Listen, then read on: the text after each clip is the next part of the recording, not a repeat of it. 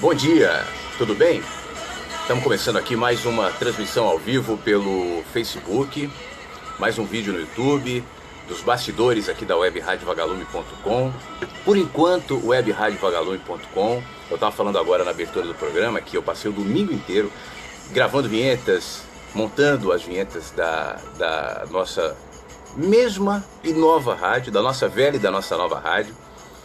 Daqui a pouco, para quem está me vendo agora pela transmissão ao vivo no Facebook, eu vou explicar um pouco mais sobre isso no ar, vou colocar uma vinheta já de introdução do novo nome. Não vou dizer aqui porque eu quero guardar essa surpresa para quem está ouvindo a rádio e daqui a pouco vai acompanhar então qual é o novo nome e para você entender um pouco qual é a intenção disso, enfim. De qualquer maneira, a rádio continua igual, os programas, com exceção de conteúdos novos que eu pretendo gradualmente trazer, não virão todos de uma vez. E a cara nova, a plástica nova, as vinhetas novas vão trazer um ritmo novo aqui para a nossa programação, e isso também já é importante, né? Mas eu estava agora há pouco falando, na abertura do programa, sobre a necessidade dos contrastes. É normal que a gente, lá no fundo, queira que as pessoas sempre concordem com a gente. Seria ideal, teoricamente, se o mundo pensasse como eu, se o mundo agisse como eu, se os meus significados fossem os de todos, se as minhas importâncias fossem as mesmas das outras pessoas. E de um jeito ou de outro a gente está buscando isso nas pessoas. A gente quer que as pessoas sejam iguais. Esse discurso de pluralidade, de diversidade de pensamentos e debates, isso é muito mais uma retórica do que uma realidade, pelo menos para a maioria das pessoas. Se incomoda muito com os contrastes. A minha proposta aqui na rádio, continuará na nova rádio, e continua no meu trabalho de maneira geral, é de alguma maneira facilitar essa percepção e essa pacificação diante dos contrastes, a começar pela ideia de que a vida tem muitos sentidos. Eu escrevi isso essa semana, você vai entender inclusive por quê também, mas não é só o meu. O meu sentido sempre é parcial, sempre é limitado, sempre é fixado nos meus movimentos, é sempre referenciado nas minhas experiências, sobretudo nos significados que eu como filho, eu como cidadão, enfim, como ser humano vou durante o caminho construindo. Mas é o meu olhar, é a vista de um ponto de vista. E não necessariamente deve ser o ponto de todos. Deixa eu virar a próxima música aqui, a gente já continua já. Espera aí. Mensagens que chegam pela manhã. Fique à vontade entre nós. webradioVagalume.com. As mensagens não param de chegar. Bom, e aí eu estava dizendo que para aqueles que gostam do sol, seria muito bom se a vida fosse só sol. Mas com o tempo, a sua vida ficaria mais pobre na falta das nuvens, na falta das noites. Eu me lembro quando eu morei em Brasília durante 3 anos, eu não era tão fã assim de chuva quanto sou hoje. Eu gostava, mas não tanto. Como chove muito pouco em Brasília, aliás, não só chove pouco, mas dificilmente se encontra um dia nublado em Brasília. Praticamente todos os dias lá são dias de sol. Eu me lembro quando fazia um dia nublado, quando fazia um friozinho de alguma maneira, eu ficava muito mais feliz e animado. Passei a valorizar um negócio que antes era comum quando eu morava em São Paulo, ou morava no Sul, enfim. A gente passa a valorizar aquilo que a gente perde, né? Porque a nossa mente não é, por ser fragmentada, inclusive, construída para viver em absolutos. Nós precisamos das oscilações e dos contrastes. Então quem ama o verão, sinceramente, não estaria tão feliz se de vez em quando houvesse o inverno. Eu preciso inclusive do inverno para saber que eu amo o verão. Eu preciso da escuridão para saber que eu amo a luz. Eu preciso do mal para ter a referência do bem. Você me entende, não? Sem uma coisa ou outra, a vida seria mais pobre. Você ama o fim de semana? Você ama a sexta-feira, ou sábado, ou domingo até 4, 5 da tarde, depois já começa a entrar em depressão? Isso tem a ver com o fato de que há os dias da semana. Então são os contrastes. Os pensamentos que se colocam no nosso caminho, diferentes dos nossos, as pessoas que são diferentes da gente, as culturas que são diferentes das nossas, representam esse contraste necessário, sabe? Vamos falar sobre isso um pouco mais agora aqui. Não sei ainda exatamente o que eu vou ler. Eu acho que isso aqui pode ser legal, ó. Avessos, do livro O Menino que Anseia pelo Céu. Eu acho que dá pra gente puxar um gancho aqui do Avessos para esse assunto que eu tô propondo agora, para que você relaxe com os contrastes, para que você não tenha medo das diferenças, para que você se aquete com quem pensa diferente. Durante a vida, assim, você não imagina quantas pessoas... Houve um tempo que isso me incomodava mais. Tentava me enquadrar numa caixinha única, tentando adivinhar exatamente qual o meu pensamento, quem sou eu, qual a minha escola. Justamente com isso, medo do contraste, medo da diferença, medo daquele que não é previsível, né? Vamos continuar esse assunto aqui já na rádio agora. webradiovagalume.com. Acesse a rádio e acompanhe aqui no vídeo e na rádio, tá bom? Estamos ao vivo às 8h14 da manhã no horário de verão. webradiovagalume.com, mensagens que chegam pela manhã, tudo de bom para você que está nos ouvindo aqui pela rádio ou você que está nos vendo no Facebook, no meu perfil no Facebook. Aliás, nem eu sei direito qual que é o meu perfil. O perfil é Flávio F. Siqueira, facebook.com/Flávio F. Siqueira, ou no YouTube, né? Depois o vídeo fica no YouTube. Fique bem, tanto quem está ouvindo só na rádio quanto está vendo só no vídeo, ambos já foram introduzidos ao assunto que eu quero retomar a partir de agora, sobre a necessidade dos contrastes. Eu falei na abertura do programa, estava falando aqui durante as músicas para a câmera, né? E quero agora com todo mundo continuar te lembrar a necessidade dos contrastes.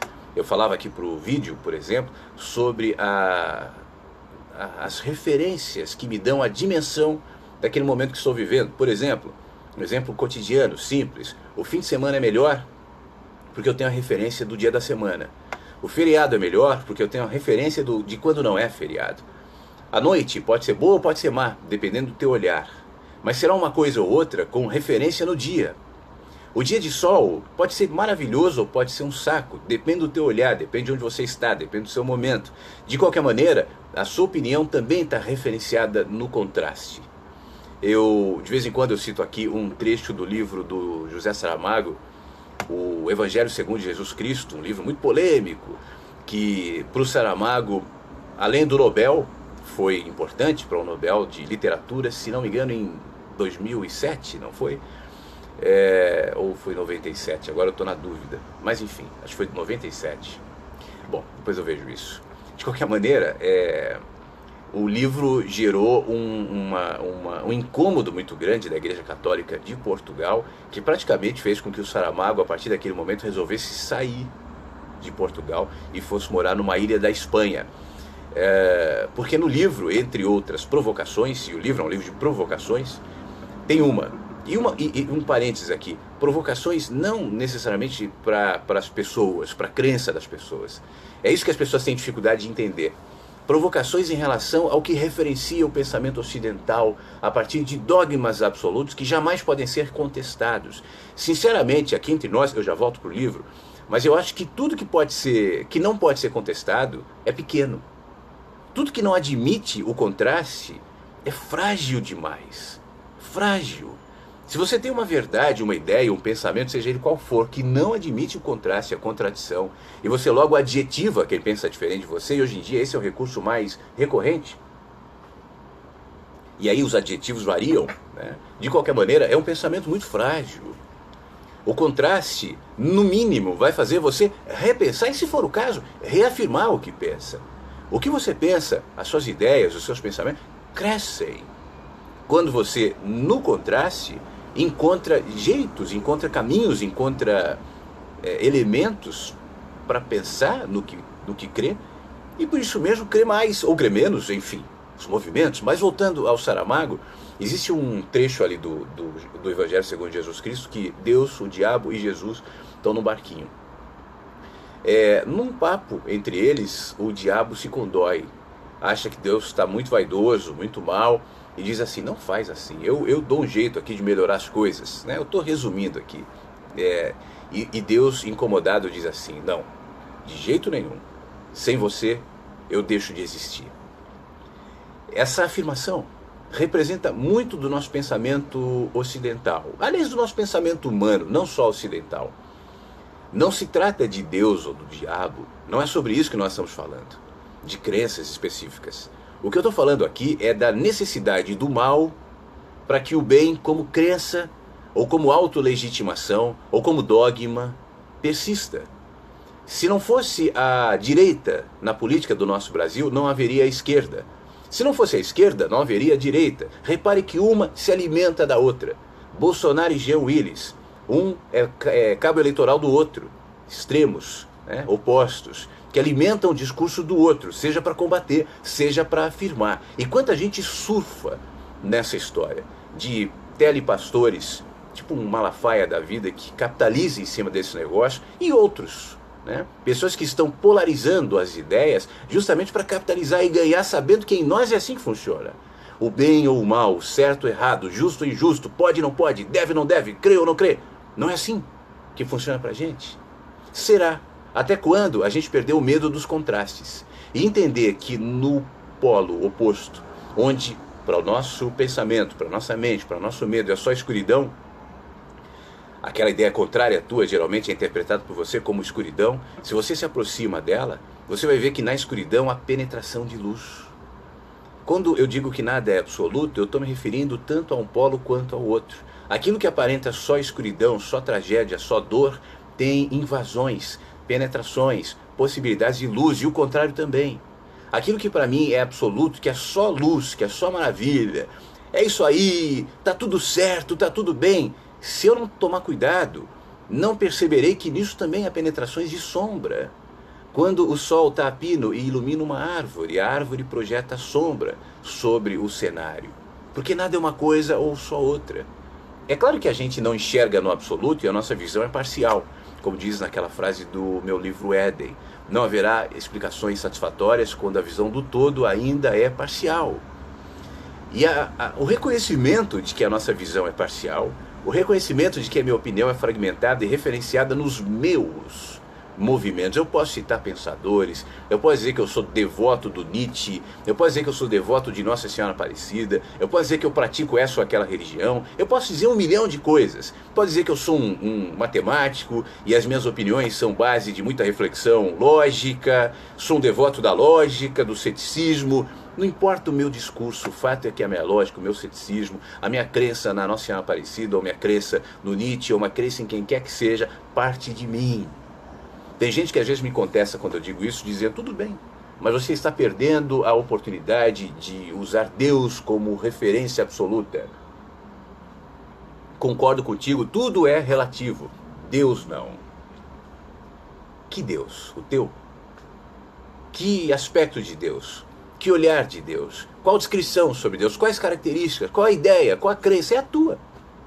E a tua crença, a tua ideia, a tua opinião é relativa. E aí nós voltamos para a história do Saramago. Não se trata de Deus, ou do diabo, ou da vida, ou da morte, ou do bem, ou do mal, ou do certo, ou do errado, ou do justo, ou do injusto. Se trata de nós. O que é justo para mim é injusto para você? E o que é injusto para você é justo para mim? O que é certo para mim talvez seja errado para você e vice-versa? Quem é que tem razão? O que é bonito para mim pode ser feio para você. O que é certo para mim, quem sabe, é errado para você. E quem sabe o que é errado para você daqui a pouco será certo. E mudará para mim, passará a ser errado. Isso não quer dizer que nós não temos opiniões. E esse é outro ponto que as pessoas quando me falam relativista, não refletem. Eu tenho as minhas opiniões em relação a certo e errado. Tem uma série de temas que se você me perguntar a minha opinião e disser, Flávio, me diga objetivamente, o que você acha? Isso é certo ou é errado? Eu vou dizer, é errado. Ou é certo. Mas eu direi conforme e sabendo disso, a minha perspectiva, o meu olhar. Porque eu reconheço para você que tem muita coisa que eu dizia que eu achava errado, e com o tempo eu vi que não era. E tem outras coisas que eu achava lindo, ótimo, certo, e com o tempo deixou de ser para mim. O que mudou? Foram as coisas ou fui eu? O que alterou a realidade, o absoluto, o certo e errado em constante movimentação ou a minha opinião? A minha opinião reflete o micro. Os absolutos, o certo, o errado, tal, refletem o macro. Os absolutos, o macro se projeta no micro, mas o micro é fragmento, por isso é micro. Não ocupa todos os espaços. O micro é a vista de um ponto, em movimento, em transformação, em conflitos, em contrastes, em idas e em vindas. E nesse movimento é que eu vou construindo o meu olhar. É difícil, sabe por quê? Porque na nossa mente, nessa sociedade que nós vivemos, nesse sistema de vida que nós temos, nós somos de alguma maneira formatados para não pensar. Pensar faz mal, meu querido. Faz mal. Pensar abala estruturas. Pensar questiona poder. Entre os que pensam, não há grandes líderes. Houve esse fim de semana aqui em Porto Alegre, estava conversando com um motorista de táxi, e ele estava me dizendo, olha, está havendo aqui uma grande manifestação, uma grande concentração da igreja tal. Milhares de pessoas vieram ver o apóstolo Valdomiro. Esse cara tem um magnetismo. E eu fiquei pensando nisso. Entre os que pensam não há esse grande magnetismo. Você pode admirar as pessoas, você pode gostar de alguém, mas gostará de alguém sabendo que alguém é relativo. Eu vivo dizendo aqui na rádio que eu te confesso que as pessoas que eu mais me aproximo, as pessoas que eu mais me abro, as pessoas que eu convivo, enfim, são aquelas que eu percebo, que notam e que reconhecem em mim a minha humanidade. Porque eu sou um cara que publicamente só tem um aspecto, para alguns eu sou praticamente um infalível. E esses vêm com muita devoção, isso me incomoda. Eu não me aproximo, porque eu não sou isso. Eu sou contrastes. Eu sou ser humano, como todos nós, todos. Não é um discurso de humildade. É só um discurso óbvio de que todos nós somos assim. E entre os que pensam, entre os que reconhecem a própria humanidade, não há espaço para isso. Fulano, grande, tudo que ele fala é bom, tudo que ele fala é certo, mas para uma sociedade que encolera almas, que formata mentes, que nos faz bonequinhos cheio de gatilhos para serem disparados em ordens de comando para que consuma. Lembra da crise do Brasil? Eu me lembro muito claro isso, da crise de 2009 no Brasil, no mundo, né? Mas que tocou o Brasil. Eu me lembro que a primeira coisa que o presidente fez ao aparecer na televisão foi: consuma, compre, compre. É isso, né? Somos assim. Creia. É muito complicado quando você, como o Saramago fez, esse exemplo que eu dei do livro, questiona uma crença, seja ela qual for. Naturalmente você é hostilizado, você é colocado de lado, você é adjetivado. Não porque seja o que as pessoas adjetivam, mas é um recurso que as pessoas têm para não te ouvirem, para não levarem a sério o que você está dizendo, então é mais fácil te desqualificar.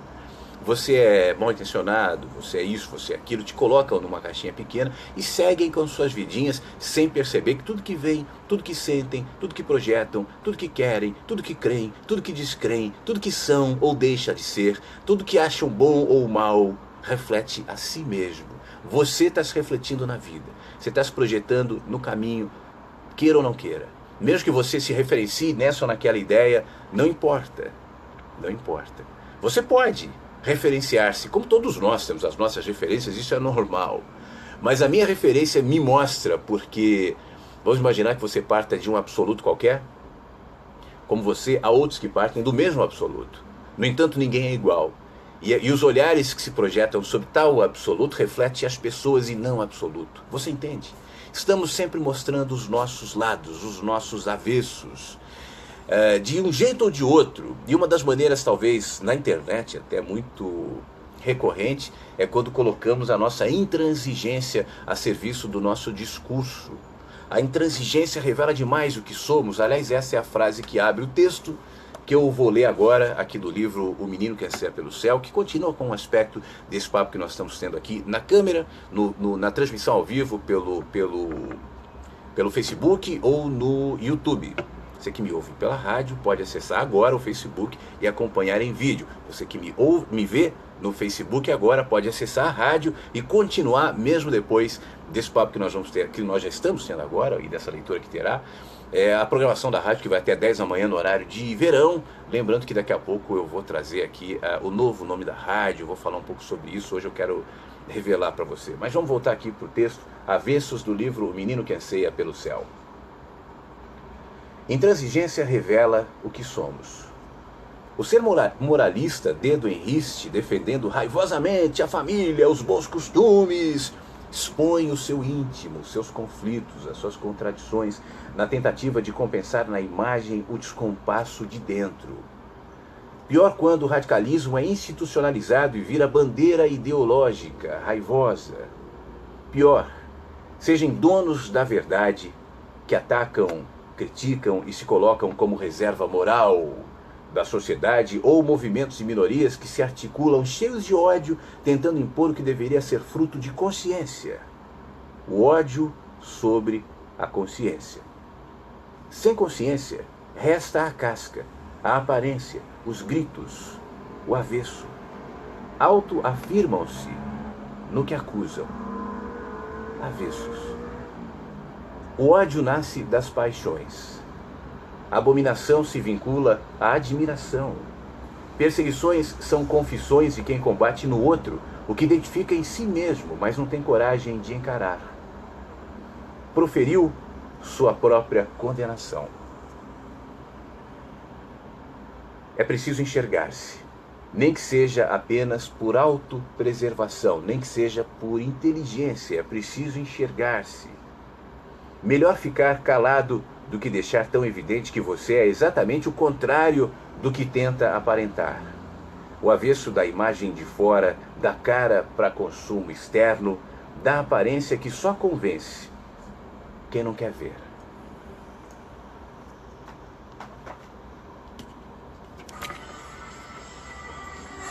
Agora só na rádio. E esperando você acessar, tá bom? www.webradiovagalume.com por enquanto. Daqui a pouco será um outro site. Meus queridos e queridas, um beijo. O que eu estou dizendo aqui pode ser desconfortável para muita gente, não porque seja desconfortável de fato, mas é que a gente está tão acostumado, tão formatado a não desenvolver seu próprio olhar, seu próprio senso crítico em relação à vida, que toda proposta, toda provocação, todo movimento que te desloca do fluxo de massa, do fluxo comum, do fluxo vigente, pode gerar em você o despertar de antivírus, de anticorpos, de autodefesa, que deslegitima naturalmente, com brados, com slogans e bordões, quem pensa diferente de você. A minha proposta aqui não é que você necessariamente aceite tudo que, muito pelo contrário, né? Tudo que dizem por aí e tal. Mas se você tem a sua crença, se você tem o seu caminho, todos nós temos, eu me incluo, obviamente ninguém pode viver sem os seus pensamentos, os seus ideais, as suas certezas, isso faz parte da gente, mas adicione a isso o movimento, a liberdade, a possibilidade de aumentar, de expandir ou diminuir, ou retroceder ou deixar de ser. Nenhum de nós tem um compromisso em ter razão o tempo todo. Não é bom que seja assim. Nós erramos, nós estamos aprendendo, todos nós, eu, você e as pessoas que você mais admira. E o que nos torna mais livres é o reconhecimento disso, que me vincula a você. Caso contrário, toda aproximação que eu vou ter em relação a você vai ser para ficar te demovendo ou te convencendo, ou para ficar falando sobre mim, e não é isso. Que a gente possa crescer uns com os outros, e esse crescimento provém dos vínculos dos que assumem que são relativos e que vivem em contrastes. Hoje, durante o seu dia agora, exposto aos contrastes que estará no seu trabalho, na sua vida, na sua família, nos próprios pensamentos. A vida é contraste. Esse dia, de quem me ouve ao vivo, aqui em Porto Alegre está um calorão, sol e tal, será contrastado logo adiante com a noite que chegará. E depois a noite relativizada pela manhã, que se aproximará e cederá espaço para a tarde que virá. Quem sabe com nuvens, quem sabe com chuva, quem sabe num outro tempo. Contrastes, nossa vida é feita assim. Perca o medo dos contrastes e perca o medo dos movimentos, tá bom? Um beijo para você, obrigado por esse papo. Continuarei aqui na webradiovagalume.com até 10 da manhã, no horário de Brasília, no horário de verão. Se você puder, acesse a rádio, tem aplicativos gratuitos para iOS, Android. Baixe e ouça pelo seu celular com muita facilidade. Os links estão aqui no site da rádio. E aí a gente continua o nosso